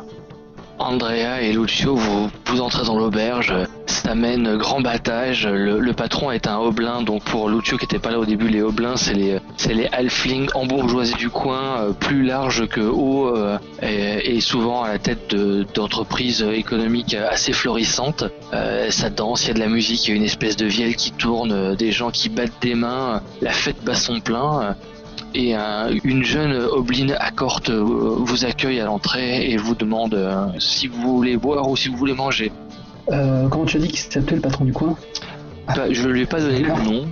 Le fameux dans cette rue-là, je connais un gars, il n'y a pas moyen de... Enfin, il faut claquer une aubaine pour le justifier. Non, t'as pas à claquer d'aubaine, tu la justifies en jeu et tu me donnes le nom, comme ça j'ai pas à le chercher. D'accord, je vais l'appeler... Guglielmo. Ouais. Bah à ce moment-là, je m'exclame Guglielmo, mon ami, mon frère, mon autre moi-même. Ok, je me permets de le noter dans tes contacts, comme ça ce sera fait. Je viens de piquer l'expression de ma pote. Il se retourne vers toi, il était debout sur le bar, 2 chopes à la main, et il ouvre les bras comme ça en jetant de la bière au large. Lucio, le seul, l'unique. Il saute du bar, il jette les bocs vides qu'il avait à la main et il te prend dans ses bras, il t'en serre au niveau de la taille. Ah oui, fatalement. Et bien je lui rends sur l'étreinte. Mon ami, les affaires. Il tape dans le creux des reins le plus haut qu'il puisse et toi alors, que viens-tu faire ici? Viens, toi et ton ami êtes les bienvenus. Asseyez-vous, ma table est la vôtre, ma bière est la vôtre. Tant que tu la payes, naturellement. Et Bien sûr, ton hospitalité légendaire. Et il vous met devant vous une serveuse, vous met 2 bocs de bière alors qu'il s'assoit avec vous à la table. Dis-moi, tu n'aurais pas eu la visite des spadassins de l'âne d'argent ce soir?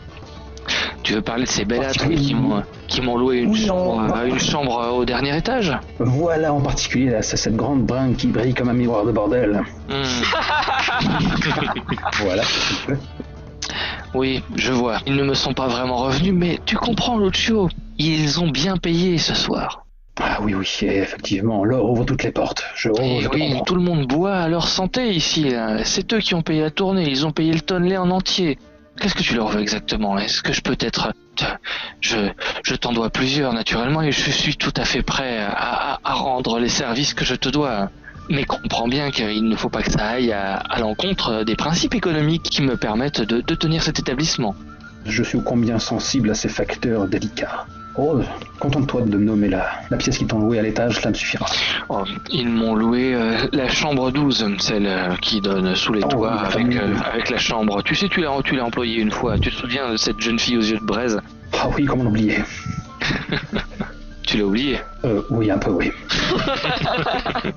Bien, voilà. En tout cas, c'est tout ce que je peux dire. Mais s'il te plaît... Oui, je ferai attention au mobilier. Voilà, exactement. Merci beaucoup. Ah là là, si seulement j'avais une fille à marier, elle serait pour toi. Mais ça viendra, un jour. Oh, je ne demande pas ta fille, je sais bien que tu es un gentilhomme fauché. Que qu'aurais-tu à m'offrir? Un titre de noblesse, mais pas les pièces qui vont avec. Tu crois vraiment que ça m'intéresse? Non, restons amis, ça vaut mieux pour nous deux. Un jour, le vent tournera en ma faveur, et je saurai me rappeler de tous mes amis. Toi le premier. Surtout tous les plus vieux. Oui, il est plus vieux que vous, largement. T'avais donné une pièce d'or à chaque fois que t'avais dit ça à un ami. Tu vivrais sous les... Tu me blesses, tu sais. Hein? Non. J'ai un cœur. Je prends mon boc de bière et je m'avance vers les escaliers. Ouais, ok. En faisant un signe de tête à Nico pour dire allez, avance, arrête de parler. Et du coup, je lui paie ce qu'il vient de me... en admettant que j'ai les moyens, les verres qu'il nous a offerts. Ok. Et je déclare attends, ne pars pas sans ta chope. Je l'avais dans les mains. D'accord. Vittoria, Chiro, le froid est mordant ce soir, on est en début de printemps, quelques arbres bourgeonnent dans les jardins au-dessous de Braccio, mais là pour l'instant, ce que vous sentez surtout, c'est plus que le début du printemps, c'est la fin de l'hiver avec ce vent glacial qui siffle entre les pierres alors que vous attendez collé contre un mur dans la rue dehors. Est-ce qu'on a repéré, genre un peu plus loin, ou des chevaux, ou oui. Une chaise à porteur, ou quelque chose? Je t'ai dit que la réponse était oui de base, donc oui. Il y a effectivement 4 chevaux un peu plus loin, collés à un anneau. Vous voyez Andrea vous faire un signe depuis la fenêtre par laquelle les lames d'argent sont passées tout à l'heure. Ils y sont, mais ils nous narguent. Je leur fais un geste obscène, genre profites-en bien avec Lucio. D'accord. Donc effectivement 4 chevaux avec attachés à un anneau pas très loin à une maison à côté. Ok. On prend les chevaux, on les déplace et comme ça t'as 2 chevaux et ça va nous réchauffer. Ok, très bien. Vous les mettez de l'autre côté de la place, toujours dans un endroit où vous pouvez voir, et vous vous collez entre les chevaux pour essayer de vous réchauffer comme vous pouvez. Et de mon couteau, je coupe les selles sous le ventre des chevaux, histoire que si les mecs veulent sauter dessus, ça tourne, quoi. Ok, très bien. J'espère qu'on n'aura pas à les utiliser. Si c'est pas monter sans selle. Si, je sais pas nager, c'est tout. Il n'y a pas d'eau pour l'instant.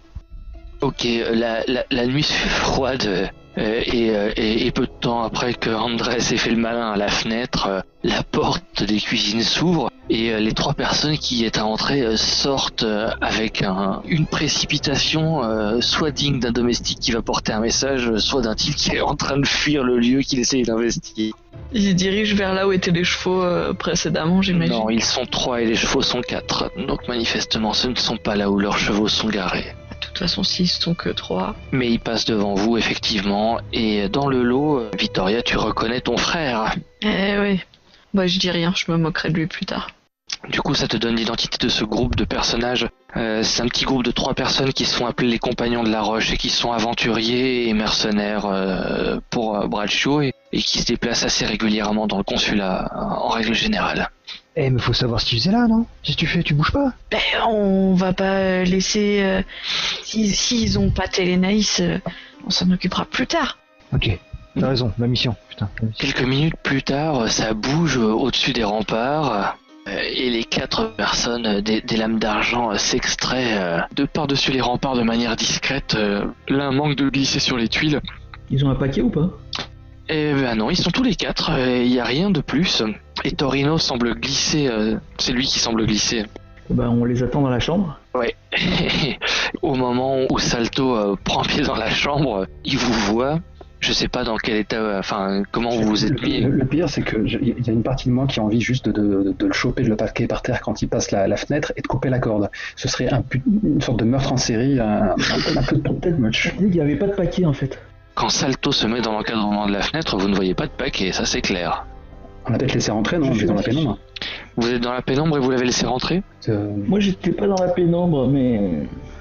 Bon, moi j'étais assis comme ça, la table basse, et quand ils rentrent, je leur fais un sourire, tu vois. Donc je les laisse rentrer tous les 4.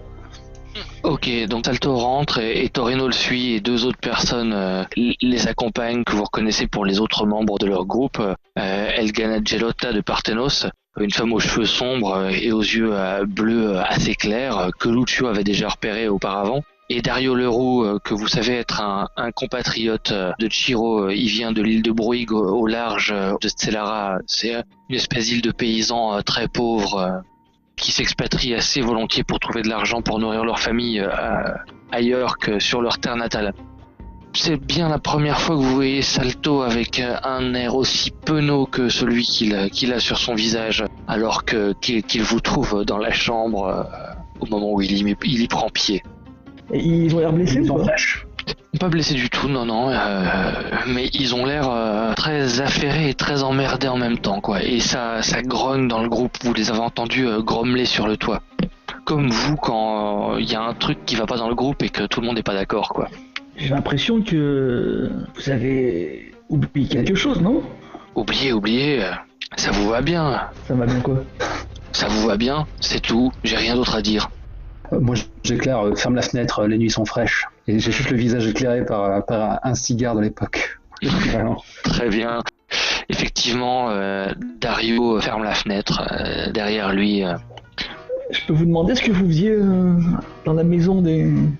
Tu peux le demander, mais j'ai aucune envie de te répondre, à vrai dire. À ce moment-là, je lève le doigt et je fais juste une question. Qui vous envoie? Et là, à ce moment-là, j'ai ma gorge qui se noue l'espace d'un instant. Non, il n'aurait pas osé, non. Zigarelli, mais tu crois vraiment qu'on donne le nom de nos commanditaires? Mais quel aventurier fais-tu pour ne pas tenir en haute estime la personne qui t'emploie? Tu crois vraiment que je donnais ce nom? C'est un piège, c'est ça? Tu essaies de me piéger. Et là, il a un sourire. Tu as presque réussi à m'avoir. Bien. Maintenant, si vous le voulez bien, gentlemen, nous allons sortir par cette porte. Vous n'allez pas plus nous poser de questions que cela. Nous allons monter sur nos chevaux et nous allons poursuivre notre route. Tout ce que je vois, c'est que vous avez raté votre mission. Eh bien, peut-être que notre mission n'est pas ratée, mais juste repoussée. Elle n'était pas là alors? Je ne vais pas répondre à cette question. Si, tu vas y répondre. Je me lève et j'ajuste mon col et je marmonne. J'ai promis à Guglielmo. J'ai promis. Moi je me lève aussi, je dis si tu vas y répondre, obligatoirement. Il est évident que nos commanditaires avaient la même idée que les vôtres, et que tout ça est bien étrange. Oui, je ne vous poserai pas de questions quant à vos commanditaires, et je ne vous poserai même pas de questions quant à l'idée que vous n'avez pas su mettre en œuvre, puisque vous avez préféré nous attendre dans cette pièce plutôt que d'affronter les murailles et de rentrer dans ce palais. Maintenant, si vous voulez bien m'excuser, messieurs, j'ai des choses plus importantes à faire. Et Zigarelli, tu es mal placé pour me critiquer, alors qu'à chaque fois que je viens aux entraînements de ton école, tu ne t'y trouves pas. Ne change pas de sujet. Est-ce qu'elle t'a courtisé? Je crois que c'est parfaitement le sujet, et je crois que tu aurais pu être un excellent élève, du genre de ceux qui relèvent une école, de la fange dans laquelle elle est tombée, et que tu préfères t'amouracher de beaux visages dont je ne préfère même pas donner une supposition du nom. Quoi? Et moi je pose la main sur l'épaule de Lucio et je lui dis Guillermo, n'oublie pas, Guillermo, tu l'as promis. Je fais le mine et je fais on va vous escorter jusqu'à la porte. On voudrait bien que vous glissiez dans une flaque de bière. Alors c'est tout à ton honneur de m'ouvrir le passage. Andrés fermera le chemin, derrière Dario. Si cela vous va, naturellement. Moi, il y a un truc qui me chiffonne. Ça vous dérange pas que nous ayons tous eu le même contrat? Vous, ceux qui sont passés par la cuisine, nous? Ceux qui sont passés par la cuisine? Oui, nous les avons rencontrés aussi, les compagnons de Roche. Pardon? Oui, je ne sais pas, je ne les ai pas vus. Ne t'inquiète pas pour eux, ils sont rentrés tricards, mais par contre, je t'en voudrais vraiment de me retarder en ce moment, Andrés. Et c'est Andrea, Andrea, pardon. Je ne sais pas ce que vous venez faire ici, et je ne sais pas qui vous a embauché, mais je sais que je suis sur une mission et que tu es en train de me retarder, que vous êtes en train de me retarder. Soit vous êtes sur une mission concurrente à la nôtre, et dans ce cas-là, je tolérerai le retard, mais c'est une pratique bien basse de nous prendre dans des imbroglios de discussion comme cela. Soit vous n'êtes pas dans cette situation-là, et je vous remercierai de bien vouloir vous écarter de notre passage. Eh ben, il serait plus simple que tu me dises ta mission, comme ça je le saurais si... Mais je ne peux pas dire ma mission. Parce que j'ai juré. Mais tu as juré quoi? Comme ça on saura si on est concurrent ou pas. Vous nous avez proposé de nous escorter, escortez-nous et restons-en là pour l'instant. J'ouvre la porte et je fais... vous me donnez mal au crâne, là. Quittons ces lieux. Bien, c'est une bonne décision. Nous n'allons pas rester dans cette chambre où nous sommes serrés alors qu'il n'y a que peu d'espace. De toute façon, ils descendent des escaliers, moitié vexés de manière un peu sympathique, moitié énervés vraiment que vous leur colliez des bâtons dans les roues. J'ai un mouvement en arrière pour ramasser ma chope. Ok, très bien. Faut pas gâcher. Dans la rue, vous voyez les 4 lames d'argent sortir, vous les reconnaissez donc Salto di Marenzio, Torino Gulcese, Elgana Gelotta de Parthenos et Dario Leroux. Les 4 ensemble sortent, et puis derrière, comme semblant les accompagner, Lucio et Andrea. On ramène les chevaux. On a trouvé des chevaux, c'est à vous? C'est à vous? Salto te fait un sourire, il te fait un baisement. Vittoria, au moins une personne de bonne composition. Ils ne veulent pas nous dire pourquoi ils étaient là. Je vous fais rentrer à l'opéra ce soir, je suis généreux avec vous, et c'est comme ça que vous me remerciez. Mince, laissez-nous partir, laissez-nous vaquer à nos occupations, et vous, débrouillez-vous avec vos affaires. On va vous laisser partir, mais il aurait été plus simple de nous dire pourquoi vous étiez là, et comme ça on savait si on était sur le même créneau ou pas. On pourrait travailler en équipe plutôt d'être concurrents. Est-ce que vous voulez poser une question pour leur faire lâcher le morceau? Ouais. Qui s'y colle? C'est Victoria qui s'y colle, là, vraiment, tellement j'ai dans ma main. Victoria, si tu t'y colles effectivement, tu as un plus, donc tu lances 2d6 et tu gardes le plus élevé. Ok, alors on va faire ça. Montre-lui un bout de ton mollet. Alors je vais d'abord rouler les dés, après on va voir ce que ça m'inspire. Ouais, t'as même un rendez-vous galant. Voilà, oui, et soit. Il baisse la tête, il dit ok, très bien, pour toi je veux bien le dire, c'est Selena Baldo qui nous emploie. Selena Baldo veut enlever Télénaïs? Elle a été un peu vive ce soir et elle s'en voulait d'avoir la possibilité de trucider une personne qu'en fait elle apprécie. Elle se rend bien compte que ce n'est pas elle le problème, mais que Matteo Sangio est soumis à des pressions politiques de la part des grandes familles et de sa mère qui ne veut pas qu'il se marie avec une Baldo. Et elle a juste à retenir un peu ses coups pendant le duel pour pas la tuer. Enfin, oui, mais c'est quelque chose qu'elle ne sait pas faire, tu sais. Je n'ai pas compris pourquoi vous étiez venu ici. Eh bien, nous sommes venus pour enlever Télénaïs et faire qu'elle disparaisse le temps nécessaire pour que ça se tasse, et puis une fois qu'elle en sera revenue, voilà, on trouvera une excuse pour rabibocher tout ce monde. Et donc là, je regarde un peu partout, mais où est-elle? Eh bien, c'est bien la question, et nous ne l'avons pas vraiment trouvée. Eh bien, bonne soirée. Nous allons tous rentrer chez nous. Nous permettez-vous de continuer notre route désormais? Ouais. Moi je chuchote à Lucio et Andrea. Là maintenant faut partir rapidement. Donc je fais une révérence à Stalto et puis je lui dis oui c'est ça, monte sur ton fougueux destrier et puis fonds-toi dans la nuit. Il est 4h du matin, de toute façon les portes n'ouvriront pas avant 1h, nous avons peut-être une chance de la retrouver dans la ville, je ne sais pas qui a pu l'emmener, elle n'est pas capable de prendre cette décision toute seule, et manifestement sa mère n'a rien voulu nous dire sur la situation. Bref, je ne sais pas ce qu'il en est, mais je vous remercie de ne pas nous bloquer plus longtemps. Sur ce, la belle nuit et Vittoria, merci beaucoup, je reviendrai te voir, exactement. Vittoria, si tu veux, tu peux te marquer en contact Salto di Marenzio avec 2+.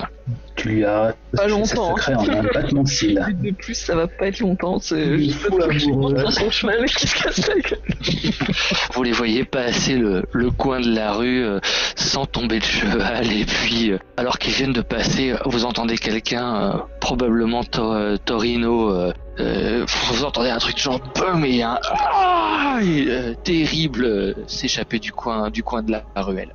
Je crois qu'il faut pas traîner là. Si ça se trouve, Lucio, ta copine, t'as bien aimé notre sauveuse, a caché sa fille pour que ce soit nous qui la prenions et pas quelqu'un d'autre. Ou alors c'est Matteo Sangio qui a voulu, je ne sais pas, la kidnapper pour la préserver. Hein. On n'a pas pensé au mignon. Si ça se trouve, dans les idées. Attendez, tout le monde voulait l'enlever cette fille. Elle n'est pas là. C'est peut-être l'autre équipe que Matteo a payé pour l'enlever, qui est ressorti à 3 sans emmener personne non plus. Moi, je pense qu'il faut aller voir. Hein. On repasse par la fenêtre.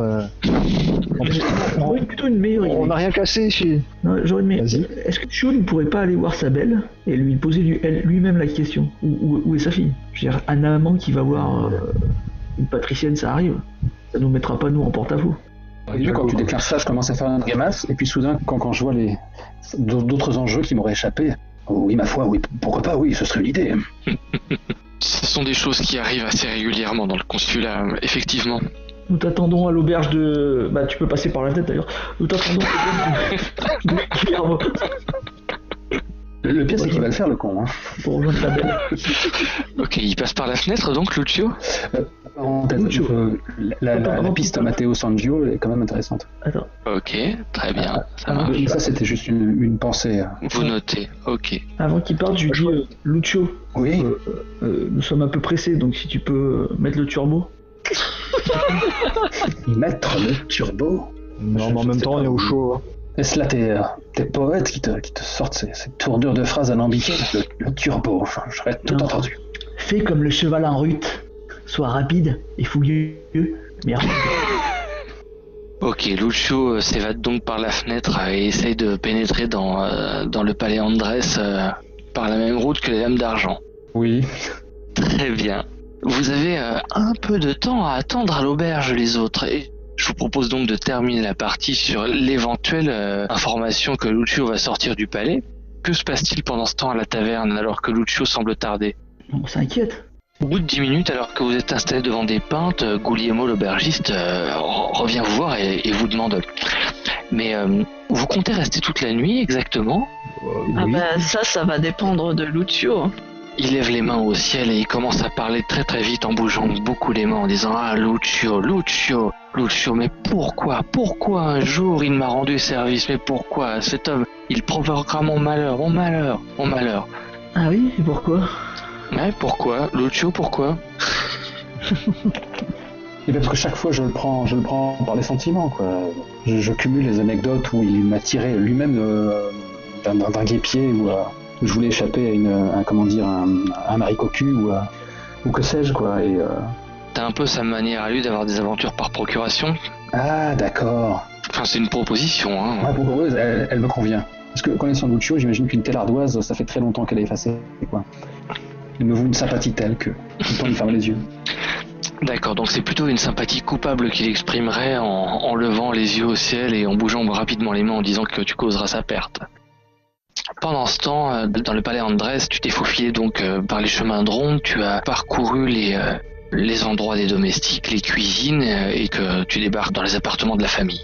Tout à fait, je pense que je n'en suis peut-être pas à mon premier coup, il va falloir que je trouve un aspect qui reflète cette capacité à se fondre dans les ombres et à épouser les formes du mobilier, à ramper dans le dos des domestiques.